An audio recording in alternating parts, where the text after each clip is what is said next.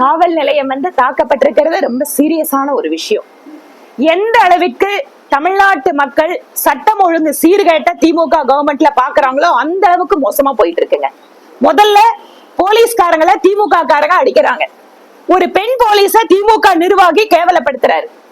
எங்க பார்த்தாலும் திமுக காரங்க போலீஸ் ஸ்டேஷன்ல போலீஸ்ல இன்ஸ்பெக்டர் மிரட்டுறது, கான்ஸ்டபிள மிரட்டுறது, ஏன் ஐபிஎஸ் ஆபீசர்ஸ மிரட்டுறதுங்கிறத அவங்களோட பழக்கமா வச்சிட்டு இருக்காங்க.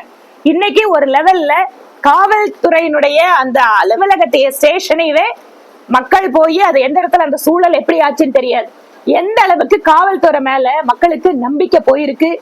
இல்ல திமுக அவங்களுடைய நிர்வாகிகள் அமைச்சர்கள் வாயிலாக என்ன மெசேஜ் போயிருக்கு? காவல்துறைங்கிறது ஆளுங்கட்சிக்கு ஒரு ஏவலாள், இல்லைன்னா அவங்களை எப்படி வேணாலும் நம்ம நடத்தலாங்கிற அளவுக்கு பயம் இல்லாம ஒரு சூழல் உருவாயிட்டு இருக்கு. பெண்களுக்கு எதிரான குற்றங்கள், பட்டியலினத்துக்கு சேர்ந்தவர்களுக்கு மேலான குற்றங்கள், சட்டம் ஒழுங்கு பிரச்சனை ஒவ்வொரு நாளும். ஏன் நாம இந்த திருப்பூர், கோயம்புத்தூர், ஈரோடு பகுதியில பாக்குறோம், தோட்ட வீடுகள்ல வயதான பெற்றோர்கள் இருக்க முடியாத சூழல் உருவாயிட்டு இருக்கு. எங்களுக்கு உண்மையாவே இதுல என்ன ஒரு பின்னணி, இதுல ஏதாவது ரியல் எஸ்டேட் கம்பெனிகள் பின்னாடி இருக்கா அப்படிங்கிறது கூட எங்களுக்கு சந்தேகம் வருது. ஏனென்றால் அதிலும் குறிப்பாக இந்த மாவட்டங்களில் இருக்கக்கூடிய வயதான பெற்றோர்கள் இருக்கக்கூடிய இடத்துல இருக்கிறது எல்லாமே குழந்தைங்க எல்லாம் வெளிநாட்டுல இருக்கக்கூடிய ஒரு வசதியான குடும்பங்கள் தான். அவங்க எல்லாம் உடனடியா தோட்டத்தை இல்ல நிலத்தை விற்கக்கூடிய சூழல் கிடையாது. ஆனா இந்த பகுதியில இப்போது நடந்து கொண்டிருக்கின்ற பொருளாதார முன்னேற்றத்தின் காரணமாக அந்த நிலத்தை அபகரிக்கிறதாக இருக்கக்கூடிய கும்பல் இப்படி கூட திட்டமிட்டு வேறு விதமா தாக்குதல் நடத்துவாங்களோங்கிற ஒரு சந்தேகம் கூட எங்க கிட்ட இருக்கு. இந்த சந்தேகத்தை கூட காவல்துறை அந்த கோணத்தில் விசாரிக்க வேண்டும். ஏன்னா இந்த மாதிரி பாதுகாப்பு இல்லாத சூழல் வந்ததுன்னா உடனடியா என்ன பண்ணுவாங்க? பெற்றோர்களை நகரத்து கொண்டு வந்து வச்சுட்டு அந்த பூமிகளை விற்க ஆரம்பிப்பாங்க. அதனால ரியல் எஸ்டேட் மாஃபியா ஏதாவது இதுக்கு பின்னணியில இருக்காங்கிற சந்தேகத்துல அந்த கோணத்துல கூட காவல்துறை விசாரிக்க வேண்டும் என்பது எங்கள் கோரிக்கை. தெளிவாக பாராளுமன்றத்துல எங்களுடைய மருத்துவத்துறை அமைச்சர் பதில் அளிச்சிருக்காரு. சரி, திமுக கவர்மெண்ட் வந்தாங்க, 4 வருஷம் ஆச்சு இல்லையா? எய்ம்ஸுக்கு உங்களோட மக்கள் நல்வாழ்வுத்துறை அமைச்சர் ஜப்பானோட ஜெய்காவோட பேச்சுவார்த்தை நடத்தினாரா இல்லையா? அப்போ உங்களுக்கு வெகு நல்லா தெரியும், ஜெய்கா உங்களுக்கு இங்க ஒவ்வொரு கட்டமாக அவங்களோட பினான்ஸ் ஒதுக்க வேலை நடக்கும்னு தெரியும். திருப்பியும் இந்த ஒத்த செங்கல்ல காட்டுனா மக்கள் மாற மாட்டாங்க, ஏமாற மாட்டாங்க. அதனால இந்த ஒத்த செங்கல்ல காட்டிட்டோம், நீட்டு ரத்து பண்ற ரகசியத்தை சொல்றோம், இந்த மாதிரி எத்தனை ஏமாற்று வாக்குறுதிகள், இதுக்கெல்லாம் 26ல பதில் கேட்கதான் போறாங்க மக்கள். யாரு சொல்றாங்க? தமிழ் தேசிய அமைப்புகள் வேணா வர சொல்லுங்க. நான் வேணா உத்தராகண்டுக்கு கார்த்திகேயா மந்திருக்கு கூட்டிட்டு போறேன். சார் தாம்னு சொல்லுவாங்க, அதாவது இமயமலையில மிக முக்கியமான இடங்கள். அதுல குறிப்பா அந்த மாநிலத்துக்குள்ள பாத்தீங்கன்னு சொன்னா யமுனை உருவாகின்ற யமுனோத்ரி, கங்கை உருவாகின்ற கங்கோத்ரி, கேதார்நாத், பத்ரிநாத் வைஷ்ணவர்களுடைய ஸ்தலம்.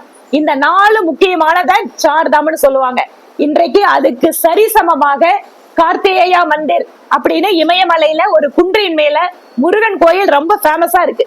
அவங்களுக்கு வேணும்னா நாங்க வேணா கூட்டிட்டு போறோம் அங்க போய் முருகரை காட்டுறதுக்கு. யாத்திரை மட்டும் இல்லைங்க, நீங்க கேட்டீங்க இல்லையா, புதுசா முருகரை கும்பிடுறாங்க பிஜேபின்னு. இல்ல, காசிக்கு அதிகமா போறது தமிழ்நாட்டுக்காரங்க, காசி கோயிலுக்கு. கேதார்நாத்துக்கு அதிகமா போறது தமிழ்நாட்டுக்காரங்க. அதே போல அமர்நாத் யாத்திரையில அதிகமா கலந்துக்கிறது தமிழ்நாட்டுக்காரங்க. ஆனா பாருங்க, தமிழ்நாட்டுக்கு வேற ஏதோ மண்ணுங்கிறாங்க, ஆனா தமிழ்நாட்டுக்காரங்க தாங்க எல்லா இமயமலையில இருக்கிற முக்கியமான கோயிலுக்கு அதிகமா போயிட்டு இருக்காங்க. அமர்நாத்தோட கோயில் யாத்திரையில கூட மத்திய அரசாங்கம் ஒரு போர்ட்டல் வச்சிருக்காங்க, யார் வேணாலும் பதிவு பண்ணி உள்ள போலாம். அவர்களுக்கு பாதுகாப்பு ஏற்பாடுகள் செய்யப்படுகிறது. அதனால மத்திய அரசு ஏற்படுத்தி இருக்கக்கூடிய பல்வேறு பாதுகாப்பு ஏற்பாடுகள் அப்படிங்கிறது நன்றாகவே இருக்கிறது. அநேகமா இந்த போர்ட்டலோட எண்ணிக்கை வெளிப்படையாக அறிவித்ததுக்கு பின்பாக இது தொடர்பா நம்மளுக்கு தகவல் தெரிய வரும். ரயிலையும் இங்க நின்று போகணும்னோ இல்ல புதிதாக வேற ஏதாவது ட்ரெயின் வேணுங்கிறத ரயில்வே துறை அமைச்சர்கிட்ட நாங்க எடுத்து பேசுறோங்க, நிச்சயமா சொல்றோம். சொல்லிட்டு உள்ளூரோட பிரச்சனையை சொல்லாம போனா நல்லா இருக்காது. மாவட்டத்தோட தலைவர், அதாவது புதிதாக பொறுப்பேற்றிருக்கூடிய மாவட்ட தலைவர், ஆனால் கட்சியுடைய நிர்வாகத்திலேயோ வேலைகளையோ புதியவர் அல்ல. குறிப்பாக திருப்பூர் மாநகராட்சி பகுதியில குப்பைகளை அகற்றுவது, அந்த குப்பைகளை சரியான முறையிலே அதை ஒரு மக்கும் குப்பை மக்காத குப்பைன்னு பிரிச்சு நம்மளுக்கு ஒரு சுகாதாரமான சூழலை உருவாக்குவது ரொம்ப மோசமா இருக்கு. நான் நினைச்சேன் கோயம்புத்தூர்லதான் இவ்வளவு குப்பையை ஒழுங்கா எடுக்க மாட்டேங்கிறாங்க அப்படின்னு ஒவ்வொரு தடவையும் பேரவையில பேசினா, திருப்பூர் அதை விட மோசமா இருக்குங்க.